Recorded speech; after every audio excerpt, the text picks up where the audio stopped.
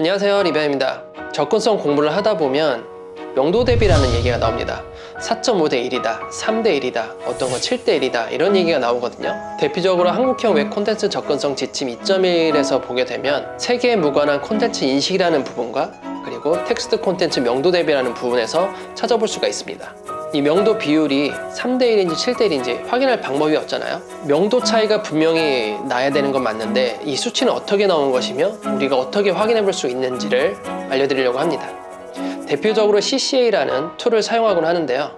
이 CCA를 어떻게 사용을 하고 어디에서 받을 수 있는지, 그리고 이것을 가지고 명도 대비를 어떻게 적용을 시켜야 되는지를 알려드리도록 하겠습니다. 자, 그러면 같이 보실까요?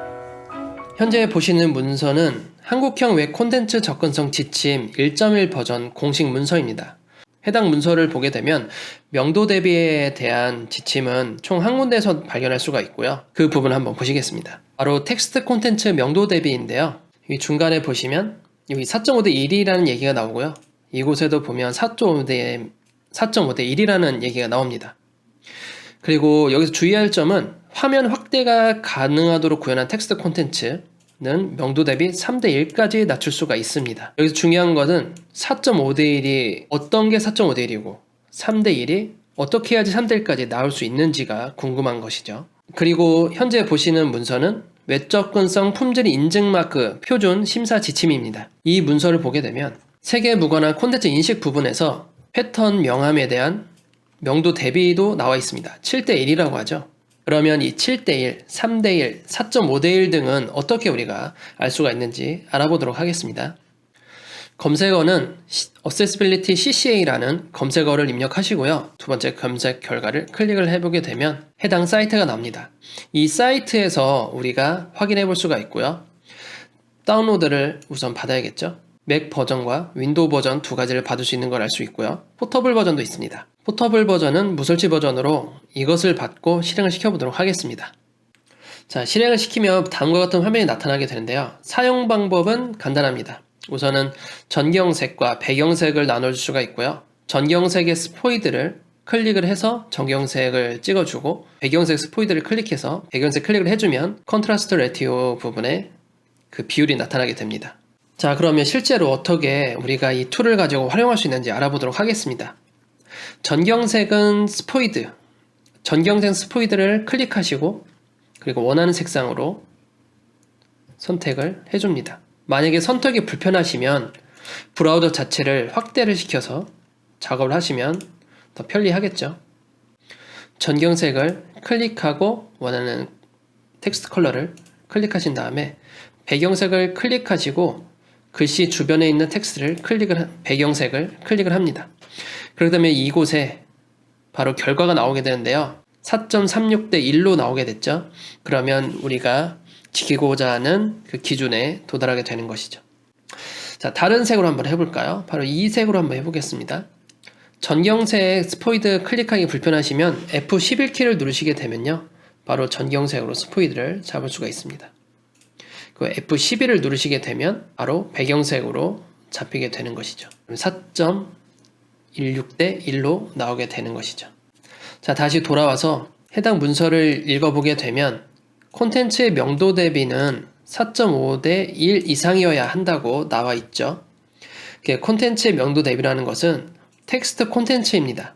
모든 텍스트를 얘기하고요. 이미지든 동영상 안에 있는 텍스트든 상관없이 4.5대 1이 나와야겠죠. 화면 확대가 가능하도록 구현한 콘텐츠는 명도 대비 3대 1까지 낮출 수가 있습니다. 그 말의 의미는 우리가 웹사이트를 접속을 하고 화면 확대를 할 수가 있잖아요. 컨트롤 휠을 하거나 컨트롤 플러스를 누르게 되면 화면 확대가 가능합니다. 이 기능은 최신 브라우저 모두 다 해당이 되고요. 과거 인터넷 익스플로러 7, 6 이하에서는 화면 확대가 불가능했었죠. 현재는 인터넷 익스플로러 9 이상을 많이 사용하고 있기 때문에 대부분의 모든 브라우저가 확대가 가능합니다. 그러면 결국 우리가 지침에서 나와 있던 화면 확대가 가능한 콘텐츠이므로 명도 대비는 3대 1까지 맞춰주시면 되는 것입니다. 가끔 실무를 하다 보면 이 지침을 이해하지 못하고 명도 대비 때문에 디자인의 퀄리티가 낮거나 디자인 색상을 많이 표현하지 못한다고 생각하시는 분들이 꽤 있었거든요. 해당 문서를 잘 읽어보시면 우리는 4.5대 1로 맞추는 것이 아니라 3대 1로 좀 더 낮은 수치로 맞출 수 있기 때문에 좀 더 많은 색을 사용 가능할 수가 있겠죠. 추가적으로 화면 확대 기능 자체를 웹사이트에 삽입을 해도 명도 대비 기준을 3:1로 준수하셔도 됩니다. 이렇게 확대가 되면 말이죠. 또는 일부분으로 부분 확대가 되더라도 그 확대가 되는 부분에 대해서는 명도 대비를 확대 가능한 콘텐츠이므로 화면 확대가 가능한 콘텐츠에 해당되므로 명도 대비는 3:1까지 맞춰주시면 될 것 같습니다.